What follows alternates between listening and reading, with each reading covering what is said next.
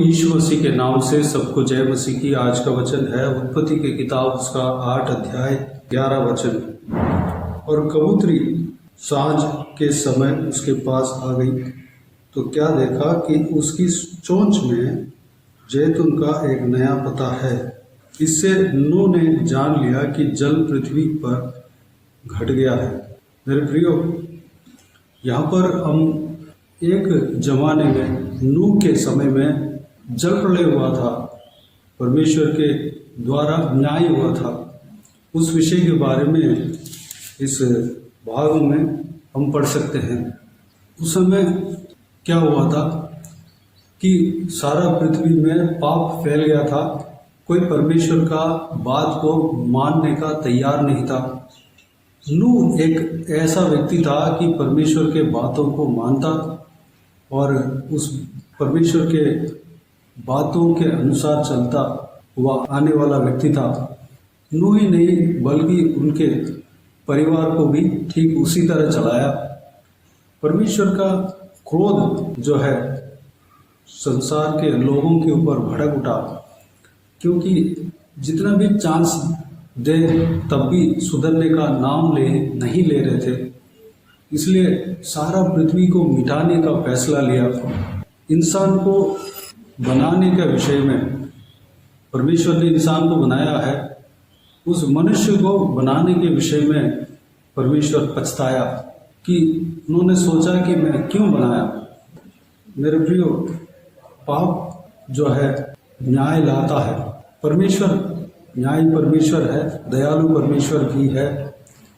वो कई सारे चांस देते हैं, सुधरने के लिए चांस देते हैं।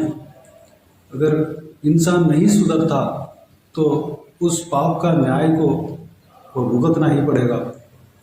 मेरे प्रियो, तो यहाँ पर परमेश्वर के न्याय पृथ्वी के ऊपर आया, जल प्रलय पृथ्वी के ऊपर आया और सारा पृथ्वी में जो भी जीव जंतु थे जो कि परमेश्वर के हाथों से ही बनाए हुए थे वह सब मिट गया। लेकिन परमेश्वर ने नूह और उनके परिवार और कुछ जीव जंतुओं को, जानवरों को, यानी कि पृथ्वी में जितने भी जानवर थे उसमें से नर नारी जानवर एक एक जोड़े और कोई कुछ जानवरों को साथ रखवा लिए थे। वह परमेश्वर के आदेश के अनुसार वह जहाज में बैठे थे। उससे पहले मैं कहना चाहूँगा, नूह को जल प्रलय आने का विषय को बता दिया था। परमेश्वर ने सूचना दे दिया था, एक जहाज बनाने के लिए कहा और उस जहाज में सबको बैठने के लिए कहा और सारा जो भी जानवर जीव जंतु परमेश्वर ने बताया वह सब जहाज में आ गए थे। सारे जीव जंतु और नूह और उनका परिवार जहाज में थे और जहाज बंद हो गया, जल प्रलय आ गया और जहाज में जितने भी लोग थे जो कि नूह और उनके परिवार, उनके यानी कि उनके लड़के, उनके बहुएं, उनके जितने भी जन थे वो सब जल प्रलय से बच गए थे। और उसके अंदर जो भी जानवर थे जो परमेश्वर के आज्ञा के द्वारा वह जहाज में आए थे वह सब जल प्रलय से बच गए थे। बाकी पृथ्वी में जितने भी जीव जंतु, मनुष्य, जो कुछ भी थे सब कुछ मिट गए थे, क्योंकि वह परमेश्वर के बात को नहीं सुना। उस जल प्रलय से पहले कई बार नूह के द्वारा प्रचार हुआ कि मन फिरो, जल प्रलय आने वाला है, परमेश्वर का क्रोध भड़कने वाला है। इस तरह की चेतावनी उनको मिलता रहा, लेकिन सब लोग मजाक उड़ा रहे थे। बाद में जब जल प्रलय आया, सब कुछ मिट गया, तो नूह और उनके परिवार और जो भी जहाज में जीव जंतु थे वो सब कुछ बच गया। तो परमेश्वर उनको स्मरण किया। परमेश्वर का क्रोध जो है हमेशा स्थिर नहीं रहता, क्रोध जो है बदलता है। परमेश्वर पृथ्वी को स्मरण किया।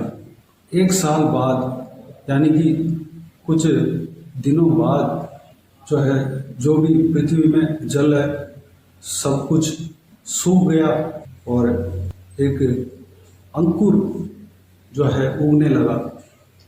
उसी के विषय में हम बात करने वाले हैं। 11 वचन में यही लिखा हुआ है कि जैतून का एक नया पत्ता है। मेरे प्रियो, आंधी तूफान, बारिश और झरोके, जो जमीन से जो पानी निकलता है वो सब कुछ बंद हो गया और पृथ्वी में इतना जल था जो कि बड़े बड़े इमारत डूब गए थे और सब कुछ सूख गया। परमेश्वर ने पृथ्वी को स्मरण किया। पृथ्वी में जो भी पेड़ पौधे थे वो सब कुछ डूब गए थे। परमेश्वर स्मरण करने के बाद ये नया जैतून का पत्ता निकला। जो नूह ने जहाज से कबूतर को भेजा, कबूतर ने उस जैतून के पत्ते को तोड़कर लाया, नया पत्ता था।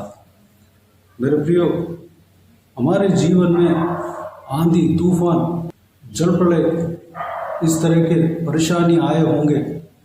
हो सकता है हमारे पापों के वजह से हो सकता है परीक्षा के वजह से भी क्यों ना हो सकता है हम भटकने के वजह से, हम अपने गलती गुनाहों के वजह से आए हों, उसके वजह से परेशानी आंधी तूफान की तरह झेलने पड़े होंगे। हमारे जीवन में, हमारे परिवार में बहुत सी प्रॉब्लम्स क्रिएट हुए होंगे, लेकिन परमेश्वर ऐसे ही छोड़ने वाला नहीं है। परमेश्वर हमें, हमारा परिवार को, हमारा जीवन को स्मरण करता है, वह दया दिखाता है। परमेश्वर न्यायी परमेश्वर भी है और दयालु परमेश्वर भी है, अनुग्रहकारी परमेश्वर भी है। मेरे प्रियो, जिस तरह यहाँ पर अंकुर निकला और जगह जगह पर जो सूखे पेड़ थे, जो पानी से मिट गए थे, उसमें से नया पत्ता निकला। जैतून के पेड़ से नया पत्ता निकला, वो बिल्कुल नया था, ताज़ा था। ठीक उसी तरह आपके और मेरे जीवन में भी परमेश्वर शांति लाएगा और एक नया जीवन, ताज़ा, बिल्कुल फ्रेश हमारे जीवन में आशीष उपजेगा। जो आंधी तूफान जो हम झेल रहे थे सब कुछ थम जाएगा। जो पानी था सब कुछ सूख जाएगा। जो पानी हमें मिटाने के लिए आया था सब कुछ सूख जाएगा और एक नया पत्ता, एक नया जैतून का पत्ता हमारे जीवन में उपजेगा, अंकुर उपजेगा और हमारा परिवार में उपजेगा और उसमें से फल निकलेगा। आपके जीवन में या मेरे जीवन में जो आंधी तूफान चल रहा था वो थम गया है। परमेश्वर ने हमें स्मरण किया है। मेरे प्रियो, हमें जो बीते हुए दिनों में हमने जल्दीबाजी में पाप किया या गलती किया, गुनाह किया, परमेश्वर के खिलाफ हमने पाप किया, उस सारे विषय को हमें मानकर जब हम माफ़ी मांगते हैं, परमेश्वर माफ़ कर देता है और परमेश्वर हमें स्मरण करता है। हमारे परेशानी से हमें छुड़ाने के लिए हमें स्मरण करता है। जिस तरह नूह और उनके परिवार उस जहाज में जो भी जीव जंतु थे उनको स्मरण किया, ठीक उसी तरह हमें भी स्मरण करेगा। उस जो भी हम परेशानी में फंसे हैं उससे निकालेगा और पृथ्वी में जिस तरह नया पत्ता उपजा, हमारे परिवार में भी शांति, खुशी, आनंद जो खो गया था, बाढ़ के वजह से मिट गया था और आंधी तूफान, पानी, बरसात के वजह से वो सड़ गया था, दोबारा उपजेगा। खुशियाँ उपजेगी, मेल मिलाप उपजेगा, खुशी, शांति, आनंद उपजेगा। मेरे प्रियो, चिंता ना करें, परमेश्वर से विश्वास करें, प्रार्थना में बने रहें। हमारा प्रार्थना को परमेश्वर सुनता है। हम जो भी मांगते हैं परमेश्वर हमें देता है। उस विश्वास के साथ हम परमेश्वर की उपस्थिति में बने रहना है। सब कुछ ठीक हो जाएगा, सब कुछ थम जाएगा, सब कुछ सही हो जाएगा, नया आशीष उपजेगा। जो मिट गया था, जो टूट गया था, जो बिगड़ गया था, दोबारा परमेश्वर सही कराएगा, दोबारा चिपकाएगा, दोबारा वह स्थिर करेगा। मेरे प्रियो, शांति से परमेश्वर के उपस्थिति में बने रहें। परमेश्वर आप सबको आशीष दे। आइए हम प्रार्थना में जाएं। स्वर्ग पिता दयालु परमेश्वर, आपको धन्यवाद देता हूँ आज के इस आपके बहुमूल्य वचन के लिए। आपको धन्यवाद देता हूँ परमेश्वर, बीते हुए दिनों में हमें संभाला, बचाया, सुरक्षित रखा। आपको धन्यवाद देता हूँ आज के दिन में जो आपने जो वचन दिया है, उस वचन के द्वारा हमें मनन करने के लिए अनुग्रह दिया। आपको धन्यवाद देता हूँ परमेश्वर। जिस तरह जल प्रलय के द्वारा दुनिया मिट गया था परमेश्वर, लेकिन आप ऐसे ही नहीं छोड़ा, उस धरती को आपने स्मरण किया परमेश्वर। जो पेड़ में से पत्ता जल प्रलय की वजह से सड़ गया था, सूख गया था, वह परमेश्वर बिल्कुल ना के बराबर हो गया था परमेश्वर। हालेलुया। सब कुछ बिगड़ गया था, तितर बितर हो गया था परमेश्वर। आप स्मरण करने के बाद सब कुछ सही होने लगा।